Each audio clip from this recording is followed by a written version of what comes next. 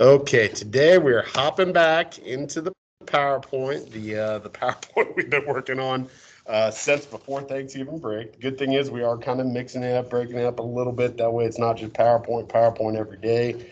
But this is a really big topic. This is our kind of Unit 4, most of our Unit 4 transoceanic interconnections, dealing with the age of exploration, the conquest of the Americas, the colonization and all the drastic changes in human history that come with that, such as what we talked about right before the break, the Columbian Exchange. So it's really important you understand this material. Take some good notes. Again, this PowerPoint's long enough. I've broken it up into 5 parts. We're starting part 3 today. We should finish part 3 today. We'll do part 4 on Wednesday, and then part 5 we'll wrap it up on Thursday. That is the game plan. To get full credit in your notebook check, I need at least some notes over each part. So if you want to be labeling it like every day that we do it, like, hey, this is part 1, part 2, part 3, wouldn't be a terrible idea. A lot of it is pictures, but there are some slides with text. I will tell you if there's anything that's underlined, that's highlighted, or anything that I like really emphasize, like I go over and write it on the board or something like that. Those are ideas, those are concepts definitely worth knowing. Today, mainly PowerPoint. I do have 2 short video clips we'll watch as well. And then we will just kind of keep this basic thing going, like I said, up through Thursday. On Friday, you do have your SAQ pretty much just over this PowerPoint. Make sure that you can use some of the specific academic vocabulary, some of the specific information, and really explain it, because that is how you are going to get credit for your SAQ. Notebook check. This PowerPoint and its contents are the last bit of notes that need to be in your notebook check. We're going to do the notebook check on Monday, notebook check number 1. Also, yesterday we worked on the document analysis over Christopher Columbus. The was he a hero? Was he a villain? Sort of question. If you didn't get to it, it's okay, but please get it turned in tonight by 11:59. It's a pretty easy daily grade. Last announcement before we get started: late work. If you are still missing any of these 4 assignments, including the DBQ, which is a major test grade, I will continue to accept them throughout the remainder of the week. But after school on Friday, those assignments are cut off. So it's really important that you make some priorities. Try to get these things in as soon as possible. If you need help, if you have questions on anything, please, guys, just let me know. If you don't feel comfortable talking to me about it, email me. But what I don't want is an email at 4:10 p.m. saying, hey, how do you do this DBQ? Because that's not going to work. So just use your common sense, do what you need to do. And like I said, if you need help, let me know. So let's go ahead and get started. If you will, in your notebook, I'd probably write part 3, changes in the New World. So part 1 was like the age of exploration. We talked about all the new ship designs and the knowledge of wind patterns and compasses and all sorts of navigation advances. Part 2, we went into the Columbian Exchange. Columbus lands, and you kind of went back over that yesterday. And man, it causes more change than really anything in human history. I mean, the Columbian Exchange was the largest biological, technological, cultural, whatever diffusion in history, because literally you've got the old world, meaning Afro-Eurasia, and the new world, mainly meaning the Americas, really coming together for the first time, at least in thousands and thousands and thousands of years.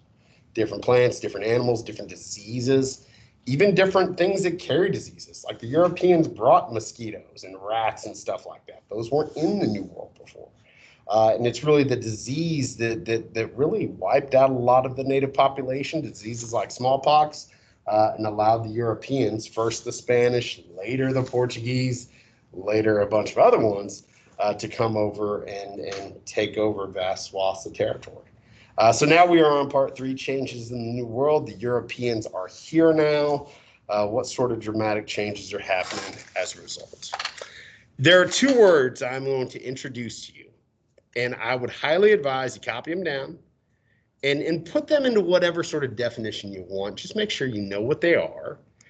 And those 2 words are colonialism and imperialism. In fact, they're so important, I'm going to write them on. I'm going to have a bunch of stuff written on them before the end of the day. Colonialism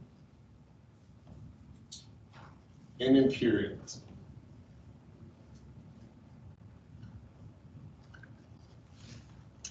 Let's start with imperialism. Now, I know this is kind of dorky, and I'm not really that big of a fan of the franchise any longer, but you know, I'm trying to get back into it. And maybe you got Star Wars, like the Star Wars movies. Okay. The bad guys in the original Star Wars movies, they're like the Empire, right? You ever hear them in that movie through Around the World, Imperial? Imperial. All that means is empire. So when you hear imperialism, all that is empire building. That's all it is. Okay, they try to make it sound all big and fancy. Guys, we've been talking about imperialism all year long. We just really haven't had a word for it until now. So imperialism, that is the process of building up an empire. Guys, that's what the Europeans are doing. I mean, previously we had talked about our land-based empires, people like the Ottomans and the Russians, just to name a few. Well, now we have a brand new group of empires, the Europeans. Thing is, Europe's pretty tiny. The countries are relatively small. So in order for them to build their empires, they've got to look overseas. That's why we call them the maritime empires. Because remember, maritime means something to do with the ocean, something to do with the sea. So imperialism is just empire. If you want some more, specific information, imperialism is a policy of extending a country's power and influence through military force or diplomacy. Has anybody ever seen that word before, diplomacy? You ever heard of like a diplomat? Yeah. What does a diplomat do? I know, it's one of those weird words you hear all the time, and you're like, what's a diplomat going to do? Guys, diplomacy is just the process of nations negotiating with each other. That's it. You use diplomacy to avoid warfare, to hammer out trade agreements. You use diplomacy for all sorts of things. So sometimes, I guess you could say here with imperialism, sometimes territory is gained through conquest. Sometimes it's gained through threats of force. Sometimes people kind of give up their territory to a stronger power. Maybe they negotiate. There's all sorts of ways of building an empire, but imperialism kind of encompasses all of it. Part of imperialism is colonialism. Okay, that is part of it. Colonialism. What does that first part of the word say? Colony. That's all it is. It's setting up colonies. That's it. Make it sound big and fancy. It's not. You can have imperialism without colonialism, but you don't necessarily have colonialism without imperialism. Just follow along. One way to build an empire is to set up colonies in foreign places. These colonies, they can sometimes just send people over there to live. Sometimes they don't send that many people, but they make those places dependent on the mother country. But colonies are there to be exploited. Colonies are there to make money off of. Colonies are there that way, a foreign nation can say, hey, look at all this land we have. Look at all this this stuff that we've acquired. So the short of it, imperialism is empire building, and one way to build an empire, especially back then, is by using colonialism, setting up colonies overseas. You look at the history of the New World. You've got Native Americans, various cultures of Native Americans living here for tens of thousands of years. And then Europeans show up. And they conquer a lot of Native American groups, through their superior technology, through their diseases. And then to establish their control of the territory, that's when they start sending people over here to live and to work and to organize. And then eventually some of those colonies, like the 13 that were here in what becomes the United States, say, hey, we're sick of being colonies. We want to do our own thing. And that's how you get the United States. And then you get other sets of colonies in the Americas that rebel as well and form their own countries. But it all starts back here. It all starts with these European countries trying to build empires, doing it through setting up colonies right here, right throughout the Americas. Now, what two countries did we say were kind of the first ones in the New World? Who we've been talking about? Spain. Okay, Spain. He's working for, or Columbus is working for Spain. A little bit later, you get Portugal. Okay, for a while, those are the two. Those are the two that are at the forefront of the age of exploration. Portugal eventually comes over. They mainly get Brazil. Okay, that's why Brazilians, speak Portuguese rather than Spanish. The Spanish come and they first land in like the Caribbean, and then they move into Mexico. Then they move down south. Okay, that's why most of what we call Latin America now speak Spanish, and by and large, the widest practiced religion is Roman Catholicism, Christianity. Other people are going to follow suit. Okay, especially after a while, after the Portuguese and the Spanish find some success. And the Portuguese, remember, they're more focused on the old world. They're more focused, at least early on Indian Ocean trade. It's a little bit later that they get into Brazil, but especially once the Portuguese and the Spanish start pulling out money, start extracting value, start actually setting up colonies overseas and really becoming successful nations based on that. Guys, Portugal and Spain hadn't really been that before, especially Portugal. But now they're becoming very wealthy. Now they're becoming more powerful. And other European nations are going to follow suit. Okay, it's not every single European nation, at least not for a while. There's 3 or 4 main ones that we're going to talk about. Obviously, you got Spain, you got Portugal. You're going to get the British, you're going to get the French, and you're going to get the Dutch, which you're like, what? The Dutch? Who are they? Does anybody know what country the Dutch are from? Who can tell? The Netherlands, which is also called, what's that? It's also called Holland. I don't understand it myself. It's weird. How can you be Holland, aka the Netherlands, yet the people there are the Dutch? I don't know, but they get into it too. Now they're mainly focused further to the north. Okay, part of it is because down south, a lot of that land had been claimed, and they knew that there was a lot of land, so they're looking for other places that are unclaimed that they can go and kind of tap their resources. But the English and the French especially are also looking for something else. Something called, has anybody ever heard of the Northwest Passage? It's okay if you didn't. We're going to talk about it on the next slide. Well, actually, not the next slide, the slide after that. Remember Northwest Passage.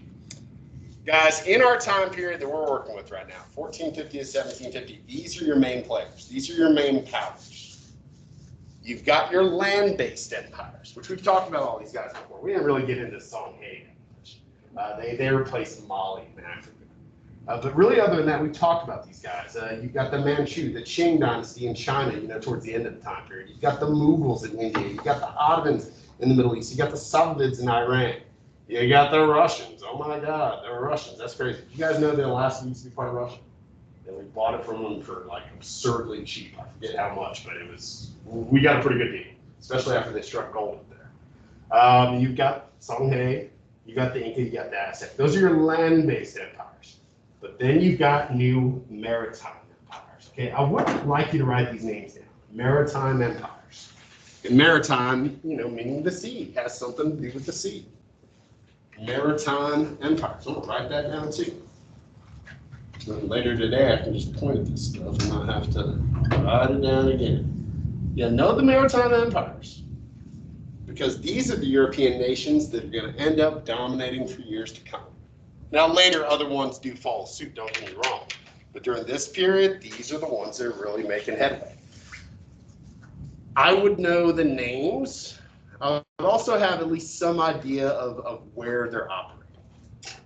The Portuguese, you've got with some pretty good influences, obviously in Brazil.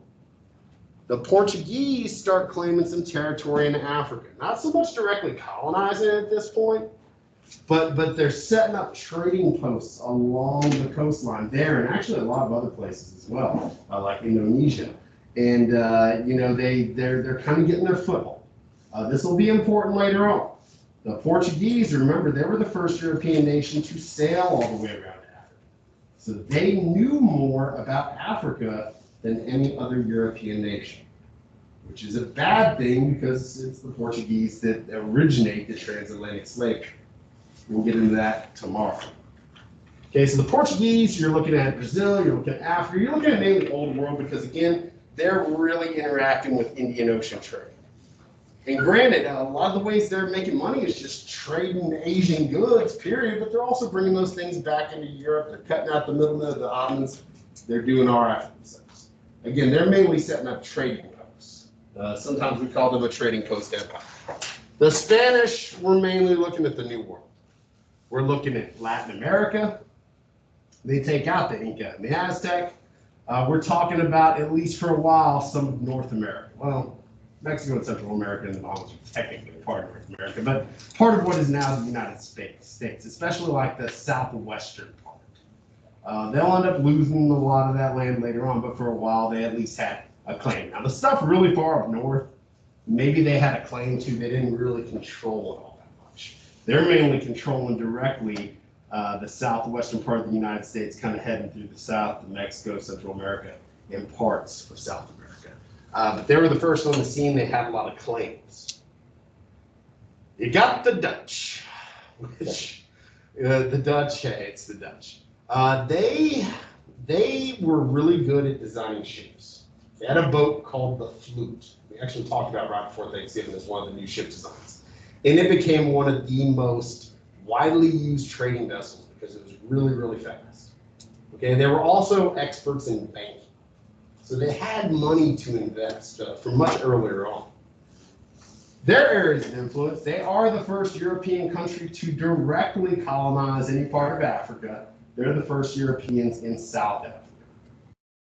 They control that for a while until the British show up and then it becomes a big mess. They had a lot of land here in the East Indies. Okay, the Bahamas and the Caribbean. Have you ever heard it called the West Indies? Okay, remember, Columbus thought it might be in India or something, okay, because he was trying to get to India. So it got that nickname. This is the West Indies, that's the East Indies. It's Indonesia, okay, but Indonesia will remain in Dutch hands for many. And remember those are like spice islands. There's a lot of money there. And they had a little bit of land in North America. They were actually the original people to colonize New York. Does anybody know what New York was originally called? What's that? Wait, New York? Like Arden? Yeah.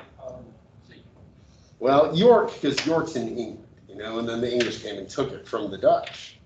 The Dutch called it New Amsterdam because Amsterdam's in the Netherlands. But then, they just never had a whole lot here in the New World. They had a little bit of land in South America, but not a whole lot. And then you got the French and the British. The British, mainly at this point, at least in North America, are focused here on the eastern coast. Guys, that's the land that forms the 13 colonies. Those are the ones that break away, start the American Revolution, end up, starting the United States of America. The French have a little bit of land, further to the west, further to the north, a lot of Canada. You look at Canada today, still, you've heard of French Canadians, people speaking French in places like Quebec. That's one of the reasons why. Guys, it's weird, but you look at the world today. I mean, think about why we even speak the languages we speak. The places that speak English were probably colonized by England at one point. The places that speak French, strange places, like in Africa, well, at one point they were colonized by the French. Again, I'm telling you, this time period, it has such a tremendous historical impact. It really starts to shape the world that we live in today. All right. Actually got a little bit of text here. There's a few things underlined. Some of the stuff I went over before, some of it I did not. Soon, Spain's European rivals also explored and claimed regions in the Americas. During the 1500s and the 1600s, the French, the English, and the Dutch all explored looking for something called the Northwest Passage, what I mentioned earlier. Northwest Passage. I don't need to write that on the board because it's already in here. It's highlighted. Northwest Passage, a route through or around North America that would lead to East Asia. Here's the deal. Even though Columbus, set sail and went west and didn't know the Americas were here, the idea was still sound. I mean, by that point, people knew that the earth was round. They didn't know exactly how big it was. They didn't know exactly how far, especially to the north, that the Americas extended. So one of the reasons that the French and the Dutch and the British, focused their efforts, eventual colonization efforts to the north, one of the reasons is a lot of the land to the south was already claimed, but it was also because they were still looking for that route. They thought that somewhere in North America, there might be a break. Some sort of break that would still allow them to get to East Asia that much quicker. Again, it's kind of weird, but those Asian trade goods were still a really big deal, especially in the early days. That is something they saw a lot of value. Now, once they start to settle down and really reap the benefits of all the resources of the Americas, that becomes less of a big deal. But that did at least originally motivate a lot of that North American exploration. Again, you want to know who had what to some extent. The French claimed land that was rich in furs, in lumber, other natural resources. They established Quebec in 1608 as a trading post. The French rarely settled permanently and typically had good relationships with Native Americans. Now, that'll be important later on. Has anybody ever heard of the French and Indian War? No. That was the British fighting against the French and Native Americans primarily. It's more complicated than that, but that's what it was. And the French got along better with Native Americans because they didn't come and just build, and stay and say this is ours. They came for the economic benefits. They came for the natural resources. That's what they got, and that's how they made money. That's also why, a lot of the land, was harder for them to hold on to. We'll end up buying a lot of this from Napoleon during the Louisiana Purchase. A lot of it they also lose during that French and Indian War to the British. So on one hand, they got along better with the natives, but on the other hand, it gave them less of a firm grasp on the territory here in the New World. They'll still end up with some, but not nearly as much as they would have had otherwise. Next, you have England, aka the British, aka the United Kingdom. I know it gets kind of confusing. We'll get into that a little bit later. The first permanent settlement that the English established was Jamestown in Virginia in 1607. Anybody ever heard of the first time they tried a settlement, though? It's kind of a cool story. Anybody ever heard of Roanoke? It's a colony where everybody disappeared. Aliens came in. I don't know if it's aliens. 1587, maybe 85, close to Jamestown. It's still in that kind of Virginia region. They did try to establish a colony, Roanoke. And, I forget every single detail, so forgive me. But essentially, they set up shop. One of the leaders of the colony, I forget his name, goes back to England, to get more supplies. He ends up showing up, and I think at the time England was in war with maybe the Spanish or something. So he gets delayed. It takes him a while to get back. I think it's a couple years. And he comes back, and everybody has disappeared from the colony. There's no one in sight, no bodies, no nothing. It's like they just disappeared. But there was like a word carved in a tree. Has anybody ever heard this story before? It said Croatoan. Croatoan, which was the name of a local tribe of Native Americans. I think it was also the name of a certain strip of land. They just kind of, went by both names. So did the natives kill them? Did they take them? Did they just somehow get assimilated? Who knows? But to this day, it's one of those big mysteries, like what happened to this colony. All right, so that was not successful. It did not last long. Jamestown's the first one. And guys, early on, Jamestown also was not in good shape. They came and they settled in some kind of marshy areas of Virginia, and it wasn't super great for growing crops. And they brought a lot of gold prospecting equipment because, they were trying to strike it rich. They really weren't prepared to farm and build a permanent settlement. And it's really not until a certain cash crop gets discovered by them. It's not discovered. It was around before, and the Spanish had been using it, but they use this cash crop. And guys, that is what makes Jamestown successful, And because Jamestown was successful, well, the British set up more colonies. Anybody know what that cash crop is? Tobacco. And that is the big irony. Without tobacco, you don't get America. Because that is what made the British curious enough to continue to invest in these companies that would come over here and set up colonies and then eventually send more and more people over here to live to help control the territory. It's because they could grow tobacco here. And that is a crop that is not indigenous to Europe. You can't really grow it in many places in Europe. Okay, it's just not right, from a climate standpoint. But tobacco becomes, the big cash crop. And really, that's what led to more and more of the British coming over here and settling and taking over territory. And then eventually you got these 13 colonies, and the rest is history. The Dutch, they're mainly up near New York. Okay, they're near the Hudson River Valley. They had the island that is now Manhattan. They called it New Amsterdam back in the 1600s. But really, as time progresses, the English become very, very powerful. And because a lot of the land that the English claimed kind of surrounded Dutch territory, eventually they take that away from the Dutch. And that's how New Amsterdam becomes New York, because there's a York back in England. Guys, these colonies were successful because they had things of value. You've got lumber, you've got fur, you've got fertile land for agriculture. In some areas, you've got minerals like gold and silver, mainly down to the south, but some of that stuff's there. Guys, that's why countries set up colonies. Yeah, it's to acquire territory. Okay, that's a big part of it, But you want this specific territory because there are things of value there that you can exploit. And after a while, it was like these European countries were in competition with each other to have the biggest colonies, the most land, the biggest maritime empires, and ultimately have the most profit. Now, we saw this in the video the other day. We look at people like the Pilgrims, they came for religious freedom.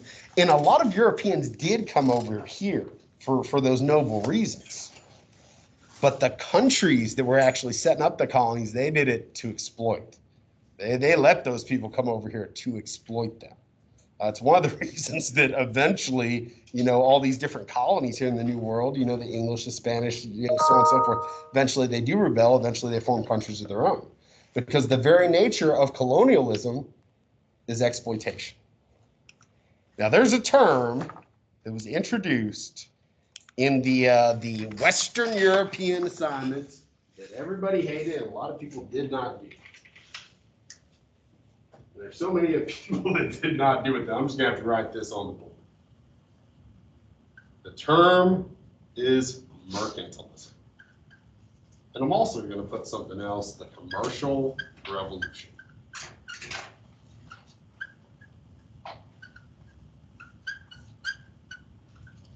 Okay. Mercantilism is the economics behind colonialism. And it seems really complicated, but it's not. All you really have to remember is it's all about the mother country, the European countries making money off the colonies. So think about it like this. During this time period, especially you saw the Spanish especially get more and more silver out of the world because they were big into the silver. Some gold, but a lot of silver. European countries started to get into the idea that they needed to acquire as much gold and silver as possible because there's only so much out there, and whoever has the most is obviously winning, right? So their whole goal is to enrich their nation, enrich their government, build up their treasury. The way to do that is you're gonna get a bunch of resources from the colonies, you're gonna make them into things, and you're gonna then sell those things to other people that don't have it. And this is basic economics. And obviously you're always gonna be making more money if you're exporting. You're selling more goods than you're importing. And especially as Europeans got these colonies overseas, they needed less stuff from Asia. Okay, there's still some stuff that they were getting, but they needed less stuff because now they have the resources, now they have the ability to make a lot of things themselves. So from the colonies, you're getting all this cool stuff. Okay, because that's what the colonies are there for. You're getting all the resources, you're getting the precious metals, they're growing the crops, they're doing all that cool stuff. They're sending those things back to the mother country. The mother country is then making them into goods. And then a lot of times they're selling that stuff right back to their own colonies, the people that live in their colonies. And a lot of the people in those colonies could only buy from their mother country. So this is a money-making system. This is a big financial scheme almost. And it creates such an abundance of resources and goods that Europe starts to go through a sort of commercial revolution, where there's a lot of new businesses, there's a lot of new products.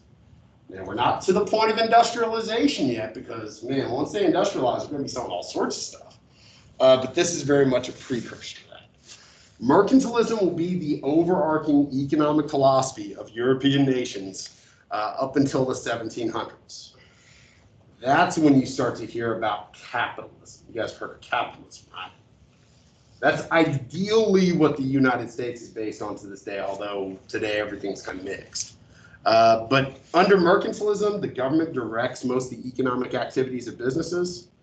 Under capitalism, it's free enterprise, same thing. Businesses make most of those decisions for themselves, at least ideally.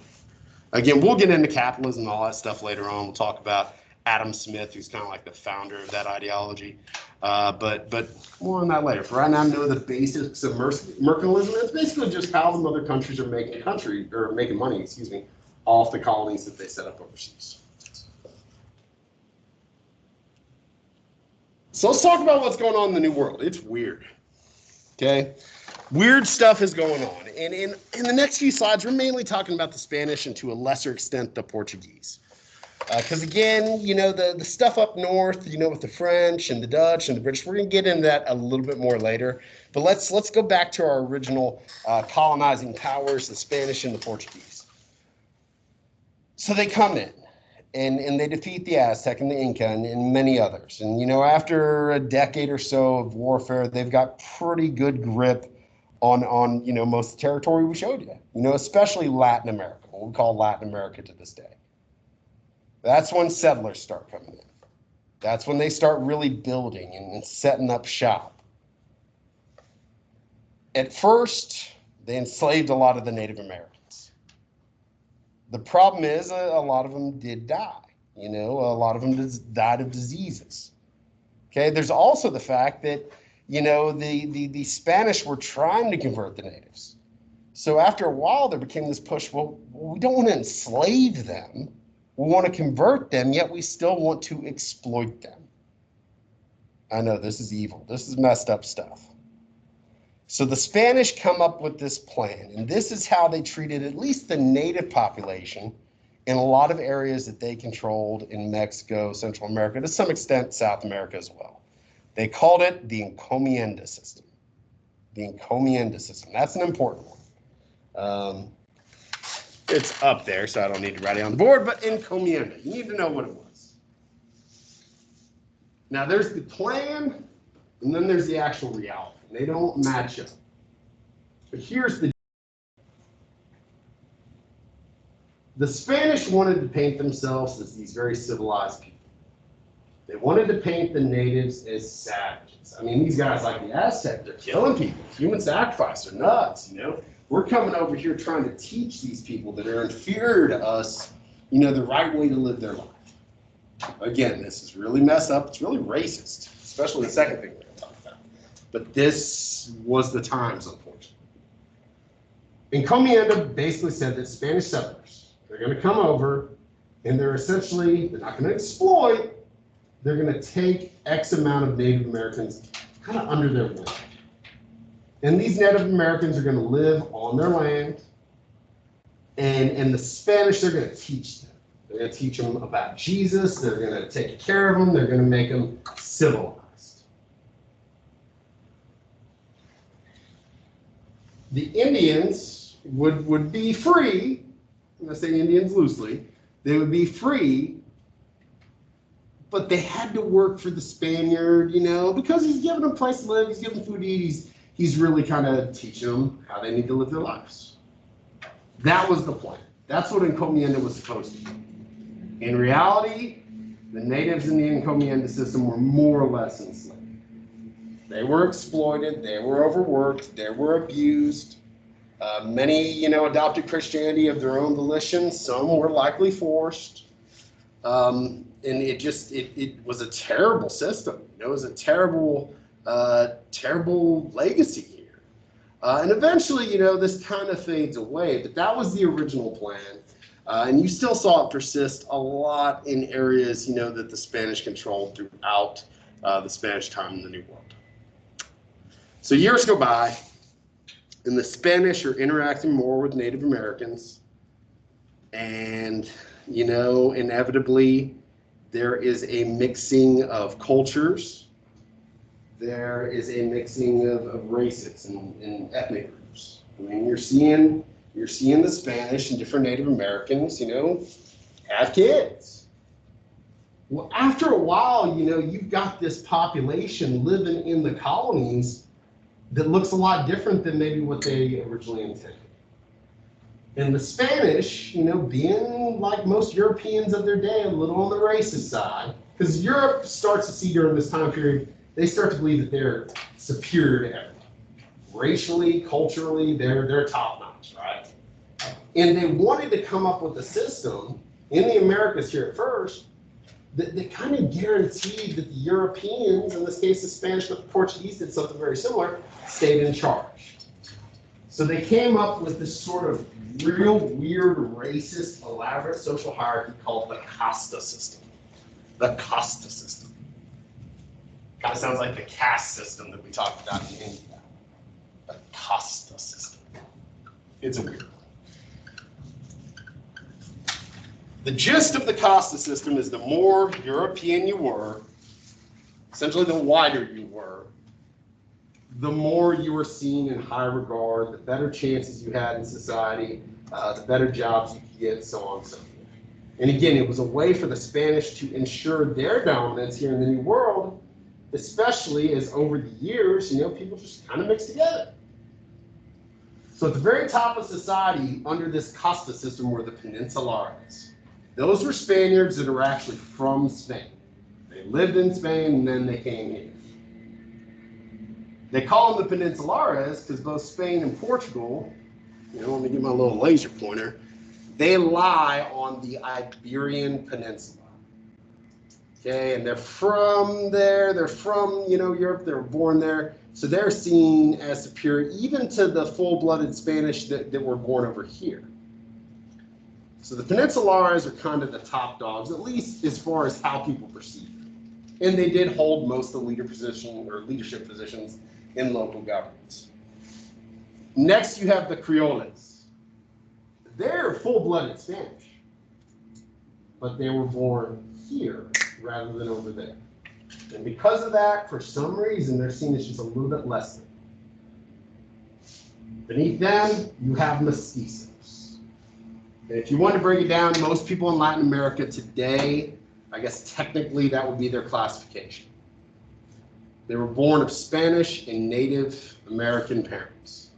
When you look at Latin America today, you look at Mexico, you look at Central America, you look at a lot of places, from a racial and ethnic standpoint, yeah, it's a mixture mainly of those native influences and the Spanish influences.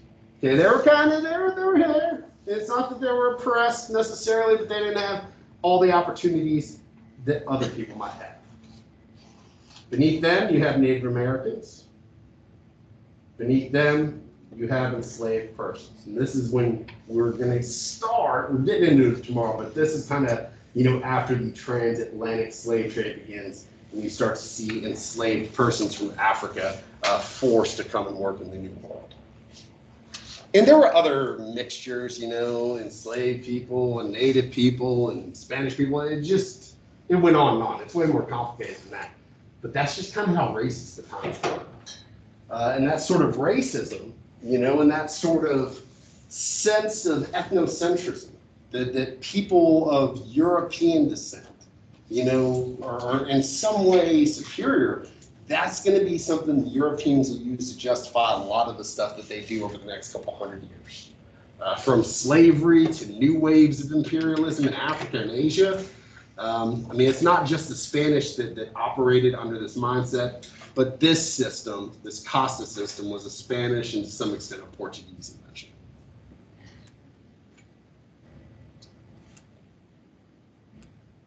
Three G.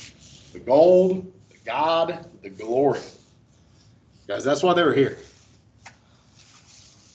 The gold's obviously really important. They wanted to enrich themselves.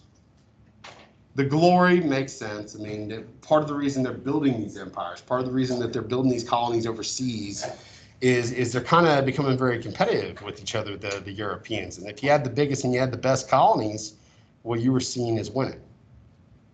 But the God is part of it too. Christians proselytize.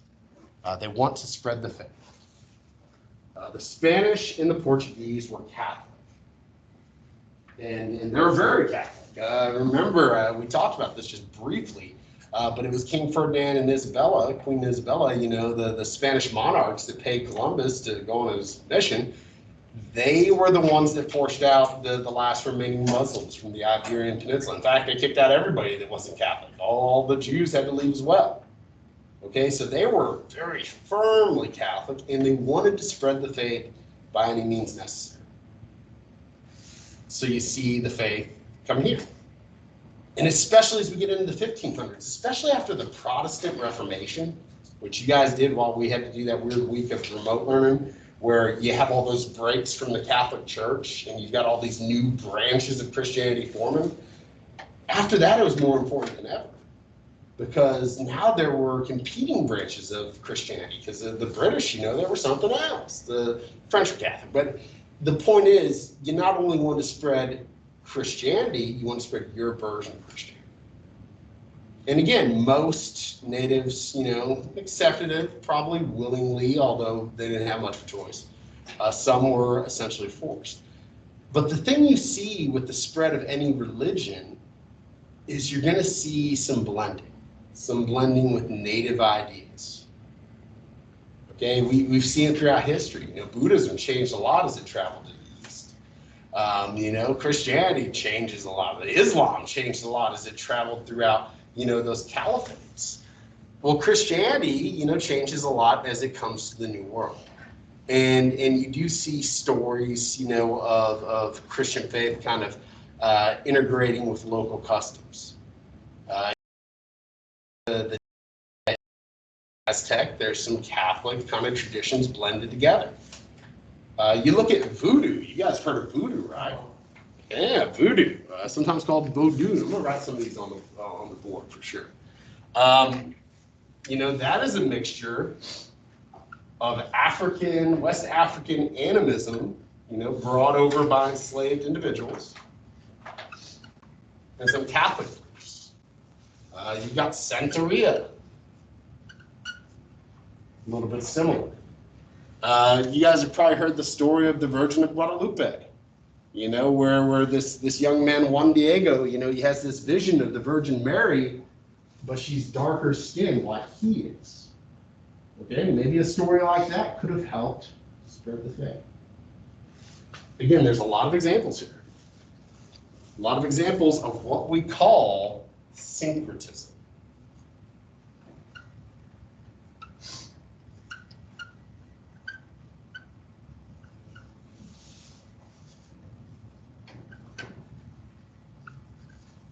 And all syncretism is kind of a blending of beliefs.